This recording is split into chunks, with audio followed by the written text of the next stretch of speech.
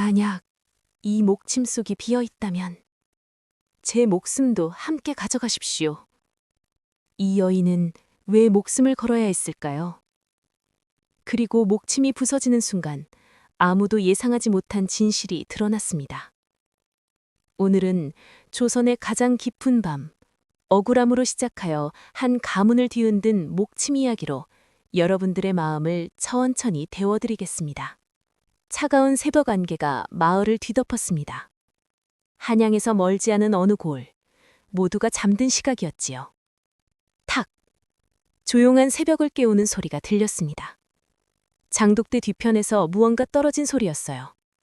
이서방은 깜짝 놀라 잠에서 깼습니다. 마루 끝을 내려다보니 하얀 목침 하나가 바닥에 떨어져 있었지요. 서방님, 무슨 일이세요? 서씨 부인이 등잔불을 켰습니다. 은은한 굴빛 아래 남편의 얼굴은 걱정으로 가득했어요. 그때였습니다. 덜컥. 사랑채 문이 저절로 열렸습니다. 문 너머로 형님 이진사와 형수님 박씨 부인이 서 있었어요. 둘의 얼굴에는 차가운 미소가 번지고 있었습니다. 동서, 아직도 그 목침을 가지고 계시오? 형님 박씨 부인의 목소리는 차가웠습니다. 고작 목침 하나 때문에 유산이 걸린 이 시국에. 이서방의 어깨가 떨렸습니다. 서씨 부인은 조용히 남편 앞을 막아섰어요. 형님. 그녀의 목소리는 조용했지만 단단했습니다. 박씨 부인은 코웃음을 치며 아버님이 돌아가신 지 얼마나 됐다고 벌써 유산 타령이냐고 하실 건가요? 하지만 말해보세요. 그 목침 속에 유언장이 있는 거 아닙니까? 형님 이진사가 한 걸음 앞으로 나섰습니다. 아우야, 우리도 사람이다. 아버님이 마지막으로 남긴 물건이 그 목침이라고 하지 않았느냐? 그 속에 유언장이 있을 거야. 우리도 확인할 권리가 있지 않겠느냐? 서씨 부인의 눈동자가 흔들렸습니다. 하지만 그녀는 고개를 끄덕이지 않았어요. 이 목침은 아버님께서 제게 직접 주신 물건입니다. 서씨 부인의 목소리에는 흔들림이 없었습니다. 아버님께서 아가, 이 안에 내가 남긴 가장 큰 뜻이 있으니 때가 되면 열어라 고 말씀하셨습니다. 이진사인 형님의 얼굴이 굳어졌습니다. 너가? 막내 며느리인 네가 아버님의 뜻을? 박씨 부인은 더 크게 비웃었습니다. 나는 그런 말 못 들었는데요. 어찌하여 하필 당신에게만 주셨을까요? 수상하지 않나요? 그 순간 쿵, 쿵, 쿵. 바깥에서 여러 사람의 발소리가 들려왔습니다. 관아에서 나왔다. 이 집의 서씨 부인과 이진사를 즉시 모셔라. 포졸들이 들이닥쳤습니다. 이서방의 얼굴이 새하얗게 질렸습니다. 형님은 입꼬리를 올리며 웃었어요. 서씨 부인은 목침을 꽉 움켜쥐고 천천히 고개를 들었습니다. 그녀의 눈동자는 새벽 안개 속에서도 분명하게 빛나고 있었습니다. 자, 이제 진실이 밝혀지겠구나. 돌아가신 아버님에게는 2명의 아들이 있었지요.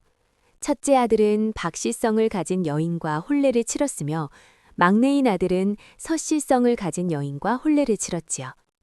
첫째 아들은 시골에서 선비로서 존경받으며 여론을 주도하는 지도층 역할을 한다 하여 주변에서 진사라는 호칭을 붙여주었습니다. 이진사는 성격이 급하고 돈을 좋아했어요.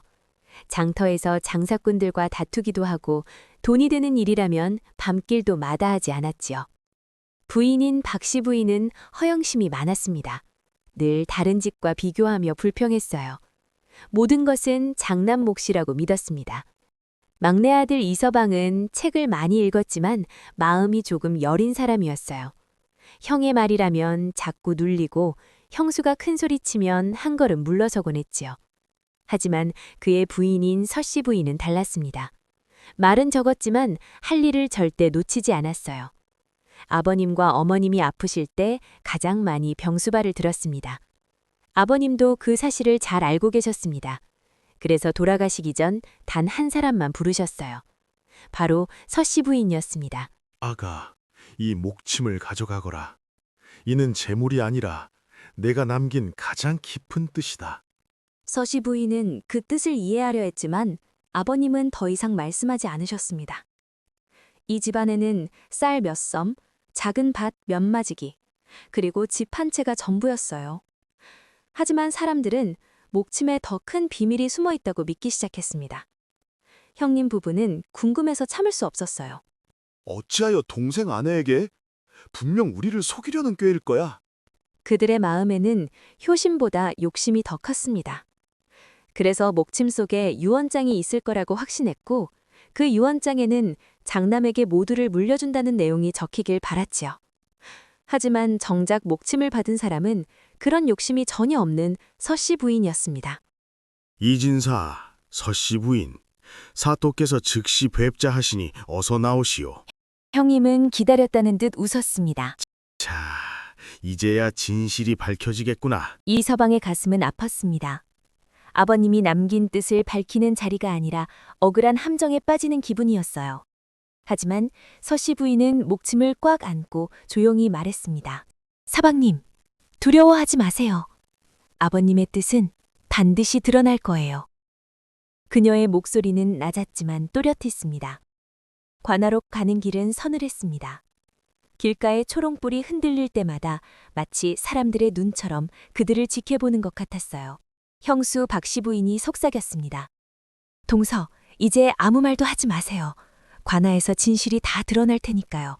관아마당에는 벌써 많은 구경꾼들이 모여 있었습니다. 저기 둘째 며느리래. 목침을 숨겼다지? 유언장이 있다던데 정말일까? 온갖 소문이 퍼졌습니다. 하지만 서씨 부인은 고개를 들지 않았어요. 목침을 꽉 안고 한 발 한 발 앞으로 걸어갔습니다. 사또 앞이다. 무릎 꿇고 대령하라. 모두가 바닥에 엎드렸습니다. 사또가 위험 있는 목소리로 물었습니다. 이진사, 네가 새벽부터 관아를 소란스럽게 한 이유가 무엇이냐? 형님이 고개를 조아리며 말했습니다. 사또, 가문의 중대한 일입니다. 저 목침 때문에 누구는 재산을 숨기고 누구는 욕심을 채우려 합니다. 이를 바로잡아 주십시오. 사또의 눈이 가늘어졌습니다. 목침이 무엇이기에 가문이 뒤집혔단 말이냐? 형님이 서씨 부인을 가리켰습니다. 저 여인이 목침을 가지고 있습니다. 아버님이 돌아가시기 전 남긴 물건을 혼자 차지하고 유언장까지 숨겼을 것입니다. 사또의 시선이 서씨 부인에게 향했습니다. 그 말이 사실이냐? 관아 안이 조용해졌습니다. 서씨 부인은 목침을 조심스럽게 내려놓았습니다. 그녀의 손은 조금 떨렸지만 목소리는 차분했어요. 사또님, 저는 유언장을 숨긴 적이 없습니다. 아버님 병수발을 들 때 아버님께서 이 목침을 제게 주시며 때가 되면 열어보라고 말씀하셨을 뿐입니다. 그 말을 다른 사람도 들었느냐? 사또님, 아버님께서 돌아가시기 전 부인만 불러들이셨습니다. 저도 이유는 모르지만 부인은 거짓말을 할 사람이 아닙니다. 어휴, 답답하네요. 남편만 속여도 모자라 관아까지 속이려는 건가요? 유언장이 없다는 증거는 어디 있어요? 조용히 하라. 좋다. 모든 소란이 목침에서 시작되었으니 목침을 열어 보이는 게 순서일 것이다. 사람들은 조용히 숨을 죽였습니다. 서씨 부인은 깊이 숨을 들이쉬고 목침 위에 손을 올렸습니다. 목침이 열리는 소리가 관아에 울렸습니다. 안쪽에는 먼지와 함께 오래된 누런 종이 한 장이 들어 있었습니다. 저게 유언장인가? 유언장이 뭔지에 따라 가문이 바뀌겠네? 사람들이 웅성거렸습니다. 사또가 고개를 끄덕였습니다. 가져오라. 포절이 조심히 종이를 집어 사또 앞에 올렸습니다. 사또가 종이를 펼쳤습니다. 그런데 종이에는 아무 글도 없었습니다. 아무것도 없는데? 빈 종이야? 관아가 술렁거렸습니다. 거짓말이오. 분명 유언장이 있었을 것이오. 저 여인이 빼돌린 게 분명하오. 동서, 교활하시네요. 유언장을 빼고 빈 종이만 넣어 이러면 속일 수 있을 거라 생각했나요? 사람들이 수근거렸습니다. 하지만 서씨 부인의 표정은 흔들리지 않았습니다. 사또님, 이 종이는 아버님께서 끝까지 쓰지 못하신 빈 종이입니다. 빈 종이? 예, 아버님께서는 유언을 남기려고 종이를 꺼내셨지만 숨이 가빠 더 이상 글을 실지 못하셨습니다. 그래서 빈 종이는 목침 속에, 말씀만은 제 가슴에 남겼습니다. 형님이 소리쳤습니다. 거짓말이다. 아버님이 어찌 며느리에게만 말을 남기시겠는가? 유언을 숨긴 것이 분명하다. 관아가 소란스러워졌습니다. 조용히 하라. 아직 결론을 내리지 않았다. 사또님, 이 빈 종이는 아버님께서 제게 마지막으로 맡긴 뜻입니다. 사또님, 아버님께서 돌아가시기 전 제게 하신 말씀이 있습니다. 무슨 말이냐? 애비가 평생 모은 것이라야 크지 않다. 하지만 사람을 잃지 말거라. 이 말씀이었습니다. 관아 마당이 조용해졌습니다. 그 순간 사또가 종이를 다시 들고 빛에 비춰보았습니다. 그때 종이 아래 작은 글씨 한 줄이 희미하게 드러나기 시작했습니다. 이건... 사람들의 숨소리가 커졌습니다. 사또님, 무엇이 보입니까? 말씀해 주셔야 하지 않겠습니까? 무례하다. 뒤로 물러서라. 형님은 할 말을 삼켰습니다. 사또는 종이를 자세히 살폈고 단단한 목소리로 말했습니다. 여기 글씨가 있다. 희미하지만 분명한 글자다. 글씨가 있다니 정말 유언이었나? 사도님, 그 글자를 읽어주십시오.